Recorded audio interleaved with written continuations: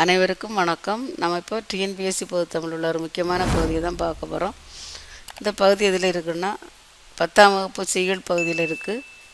முத்துக்குமாரசாமி பிள்ளைத்தமிழ் அதில் அணிகலன்கள் தந்திருக்காங்க. அதில் ஒரு வேளை கேட்கலாம். இதில் சுட்டி என்பது எந்த வகை அணிகலன், நெற்றியில் அணிவது நம்ம விடை தந்திருப்பாங்க. கூட ஏதாவது 2 தந்திருப்பாங்க.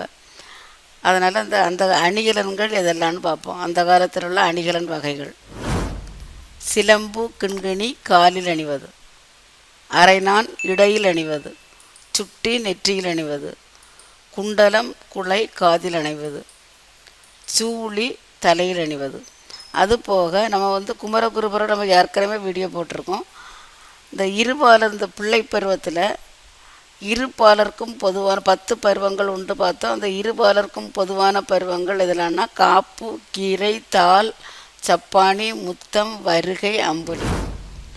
ஆண்பார் பிள்ளைத்தமிழுக்குரிய பருவங்கள் எதுலான்னா சிற்றில், சிறுவரை, சிறுதேர்.